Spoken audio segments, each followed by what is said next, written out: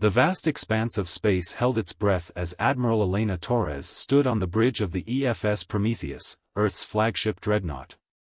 Her weathered hands gripped the command rail as she watched the holographic display showing thousands of crystalline ships approaching Earth's outer defense perimeter. The Zorathian fleet glittered like deadly diamonds against the backdrop of stars, their ships beautiful yet terrifying in their alien precision.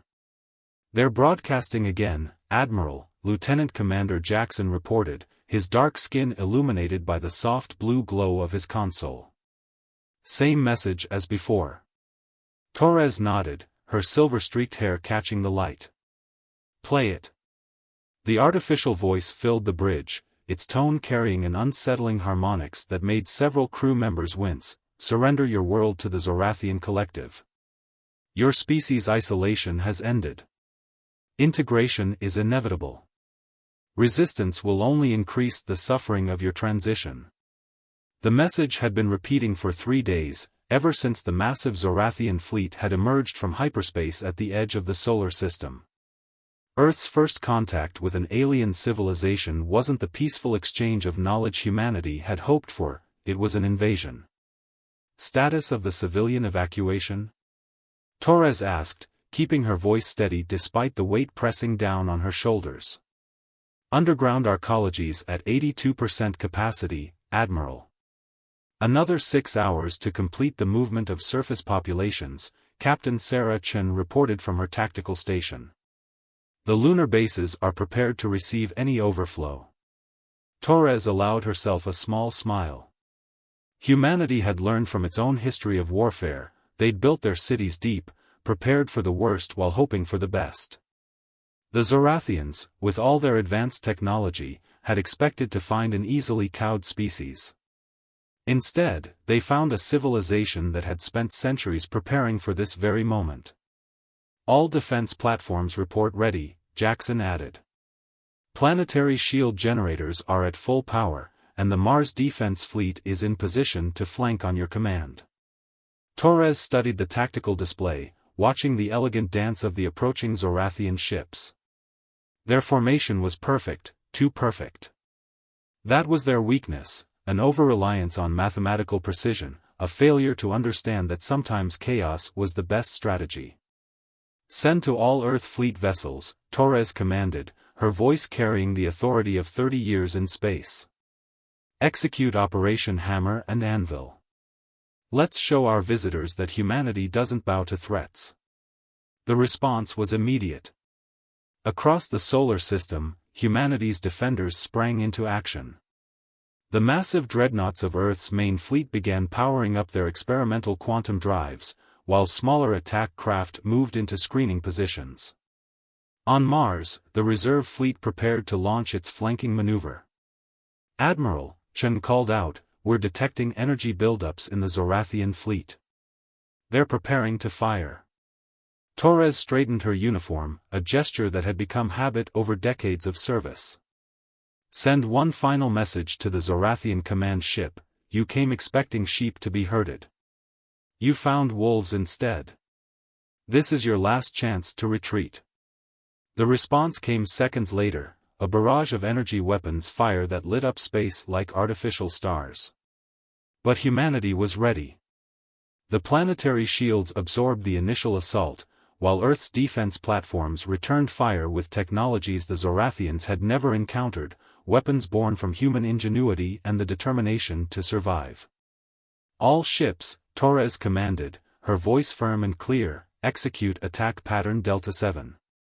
Show them why you don't corner a species that turned its own planet's gravity into a weapon." The battle for Earth was about to begin, and the Zorathians were about to learn that mathematical precision was no match for human adaptability and the fierce determination to protect their home. The space around Earth erupted into chaos as humanity's forces engaged the Zorathian fleet. Admiral Torres watched as the first wave of Earth's ships executed their attack pattern, their movements deliberately erratic, a far cry from the mathematical precision of their opponents. The Zorathians' crystalline ships sparkled with deadly energy as they attempted to adapt to the humans' seemingly random maneuvers.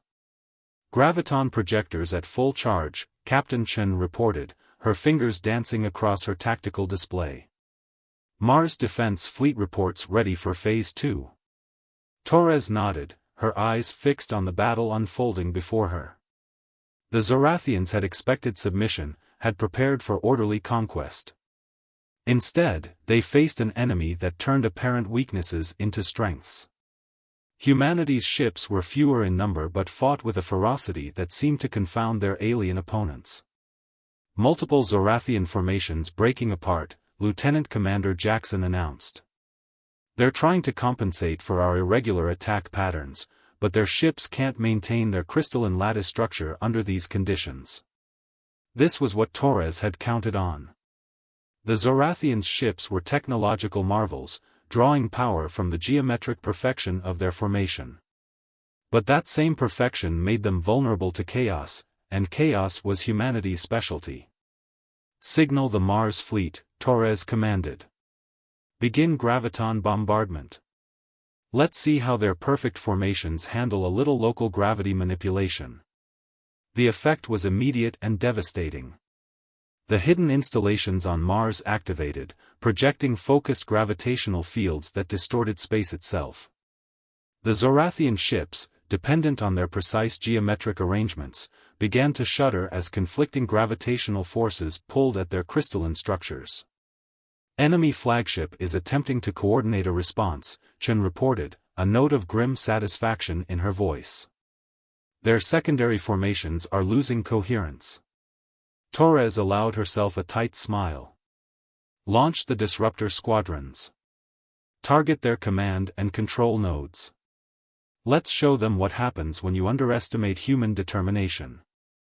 Across the battlefield, smaller human vessels emerged from their hiding places among the debris fields that humanity had deliberately created over centuries of space development. These ships carried weapons specifically designed to exploit the weaknesses in crystalline technology, another product of humanity's long preparation for this moment. Admiral, Jackson called out, his voice urgent, we're detecting a massive energy buildup in the Zorathian flagship. They're attempting something we've never seen before. Torres's expression hardened. She had expected this, the moment when a technologically superior enemy would reveal their true capabilities.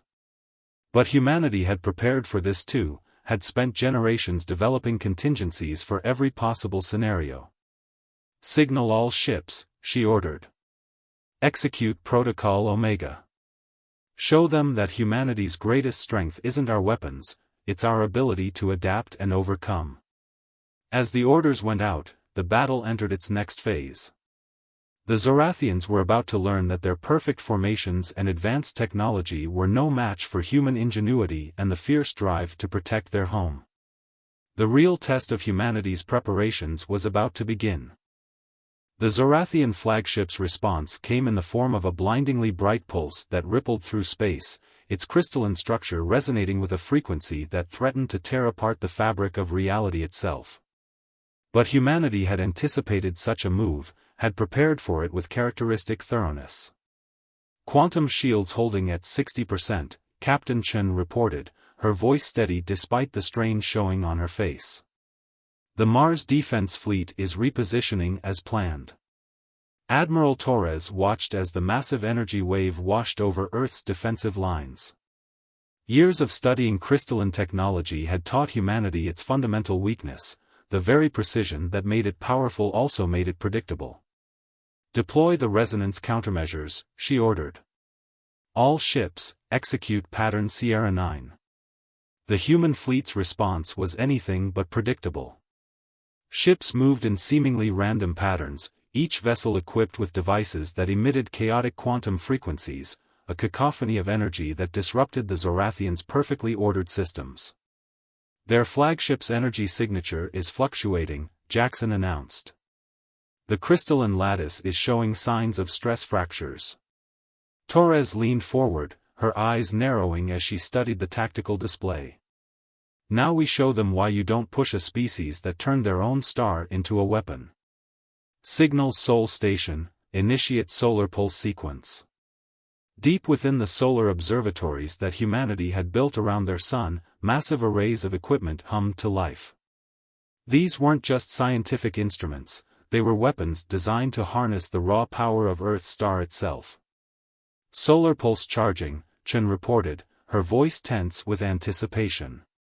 Targeting solutions locked on primary Zorathian formations. The space around the sun began to twist as humanity's solar manipulation technology took effect. The Zorathians, for all their advanced technology, had never encountered a species willing to weaponize their own star. They had never faced an enemy who had spent centuries preparing for this very moment.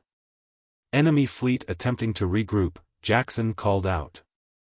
They're trying to establish a defensive formation. Torres's voice carried the weight of command as she gave the order that would change the course of the battle: release the solar pulse.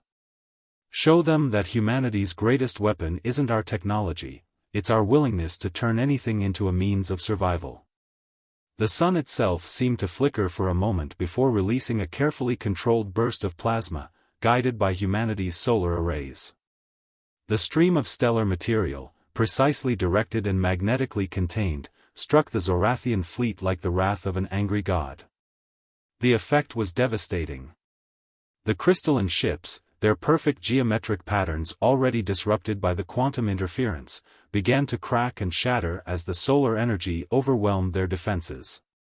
The Zorathian flagship, its massive form still impressive despite the damage it had sustained, attempted to coordinate a response. Enemy communications are breaking down, Chen reported, unable to keep the satisfaction from her voice.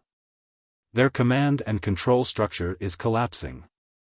Torres watched as the battle turned decisively in humanity's favor. The Zorathians had come expecting an easy conquest, but they found instead a species that had spent its entire history preparing for this moment. A species that had learned from its own violent past and turned those lessons into strength. The Zorathian flagship, its crystalline surface now webbed with cracks, unleashed a final desperate assault. Beams of concentrated energy lashed out in all directions, no longer following the precise patterns that had characterized their earlier attacks. Admiral Torres recognized it for what it was, the desperate actions of an enemy facing unexpected defeat. Multiple energy signatures detected, Chen reported, her voice tight with concentration. They're attempting to saturate our defensive grid. Torres studied the tactical display, noting how the Zorathian fleet's formerly perfect formations had devolved into chaos. They're learning, she observed grimly. Starting to adapt to our methods. Signal all ships, implement contingency Darwin. The human fleet responded with practiced efficiency, their movements shifting from organized chaos to something even more unpredictable. Each ship began operating independently, following tactical protocols that evolved in real time based on the enemy's responses. Admiral, Jackson called out, we're detecting unusual readings from the debris field. The crystalline fragments, they're resonating. Torres's eyes narrowed. This was something they hadn't anticipated. The scattered remains of destroyed Zorathian ships were beginning to pulse with an eerie light, their broken geometries somehow aligning into new patterns. They're trying to rebuild, she realized. The fragments are reconstructing themselves. All ships, adjust quantum interference patterns. Don't let those pieces fully realign. The battle entered a new phase as humanity fought not just against the remaining Zorathian ships but against the very debris of their destroyed vessels. The crystalline technology that made their ships so formidable also gave them a terrible resilience, the ability to reconstruct themselves from their own wreckage. Solar arrays charging for another pulse, Chen reported. But the Zorathians are adapting their shield frequencies. Effectiveness will be reduced by 60%. Torres had expected this. The Zorathians' technological superiority meant they would eventually find ways to counter humanity's advantages. But humanity had one final card to play, one last demonstration of their determination to survive at any cost. Signal the Lunar Command, Torres ordered. Initiate Project Prometheus. Show them why you don't threaten a species that learned to trap artificial singularities. Deep beneath the lunar surface, in facilities hidden from even most of humanity, ancient particle accelerators began to power up. These weren't research tools, they were weapons designed to tear holes in the fabric of space itself. Enemy flagship is launching some kind of probe, Jackson announced. Energy signatures unlike anything we've seen before.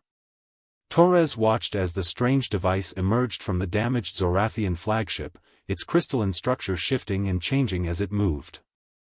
This was the moment that would determine everything, whether humanity's preparations had been enough, whether their determination to survive would overcome the Zorathians' technological superiority. "Let them come," Torres said, her voice carrying the weight of humanity's resolve. "Show them that we've spent our entire history preparing for this moment. Show them why you don't underestimate a species that turned their fears into foundations for strength." The space between Earth and its moon became a battlefield unlike anything in human history. The Zorathian probe, now fully deployed, revealed itself as a massive crystalline structure that began generating its own gravitational field. But humanity's lunar facilities were ready.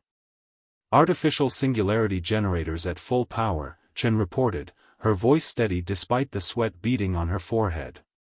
"Containment fields holding at maximum capacity." Torres watched as the lunar defense system activated. Decades of research into gravity manipulation had led to this moment, humanity's mastery over one of the fundamental forces of the universe. The Zorathians had expected to find a primitive species, instead, they found one that had turned their understanding of physics into a weapon. "Multiple quantum fluctuations detected near the probe," Jackson announced. "They're attempting to establish some kind of transdimensional matrix." "Not today," Torres responded, her voice firm. "Initiate singularity pulse sequence. Let's show them what happens when you corner a species that learned to harness the power of black holes." The lunar facilities fired, releasing carefully controlled bursts of gravitational energy. The space around the Zorathian probe began to warp and twist as artificial microsingularities appeared and disappeared in precisely calculated patterns. The probe's crystalline structure, despite its advanced technology, began to strain under forces it was never designed to withstand. "Enemy flagship is moving to support their probe," Chen reported. "They're redirecting power to their remaining geometric formations." Torres nodded, having anticipated this response. "Signal the Mars Defense Fleet. Execute Operation Blacksmith's Hammer. Show them why humanity never stopped preparing for this moment." The Mars fleet emerged from their hidden positions, their ships equipped with technologies that represented the pinnacle of human innovation. These weren't just warships, they were the product of centuries of human determination to survive in a hostile universe. "The probe structure is beginning to fail," Jackson called out. "But the flagship is attempting some kind of emergency transfer protocol." The Zorathian flagship's crystalline surface began to pulse with a strange, rhythmic light. Energy patterns unlike anything humanity had ever seen began to form in the space around it. This was it, the moment when their true technological superiority would be revealed. But humanity had prepared for this too. The lunar facilities adjusted their singularity generators, creating a complex web of gravitational distortions that disrupted the Zorathians' energy patterns.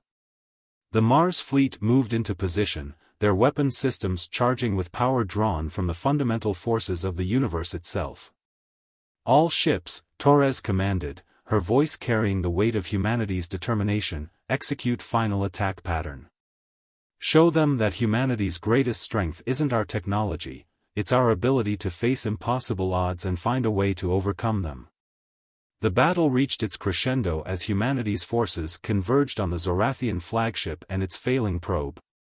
This was more than just a fight for survival, it was a demonstration of everything humanity had become in their long journey to the stars.